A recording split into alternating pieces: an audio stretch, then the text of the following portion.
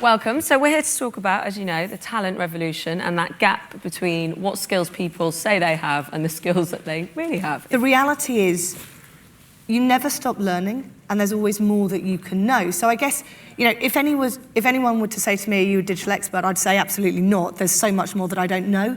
But actually that sense of curiosity and that sense of actually being fascinated by the world around us and actually not saying, here are where my gaps are, but actually all the potential of stuff that you could learn. Well, I think it's really interesting, but I would like to challenge us, really, because I think I welcome the survey, I welcome people's participation in it, I welcome the conversation that moves us forward, but there's also a need to kind of accept that even if, are we moving fast enough, are you ever going to move fast enough? There has to be, as well as, here's some standards that we all work to, a mindset shift, which Amelia was saying. There has to be a greater sense of courage between clients and agencies and these kind of relationships, not to accept either the bullshit that's necessarily in a brief or the presuppositions. It's about changing mindsets, and one of the mindsets we've also committed to in this last month is to, across Europe, train 1 million Europeans in digital skills.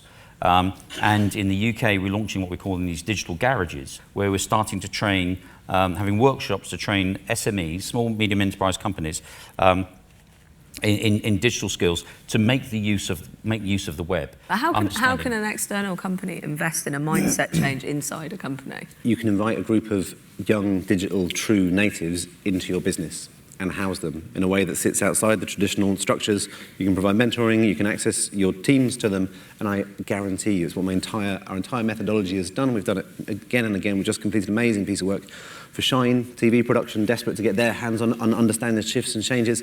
We built a small production unit of a group of young people who never would have made it through the door, and what they're teaching from an innovation point inside that business is massive.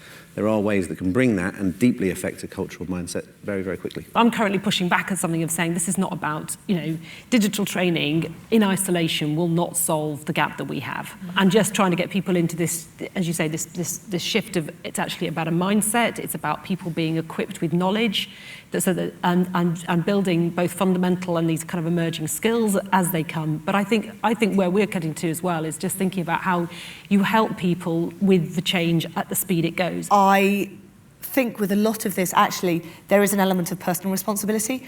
And actually, do you just sit back and wait for your company to design the training modules and then bring it to by which point it's probably out of date anyway.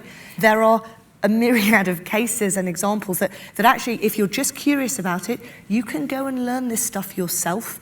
And actually, a lot of it isn't that complicated, and a lot of it is about making lateral connections, but it's all there. Exactly, you've got to go out and search for it. But what I guess the point of Shuvo's Digital Academy and the Talent Revolution piece is there are experts out there that can help you. That's right, but I also think to Emma's point, actually around data and numbers, that is something where you really, really need help.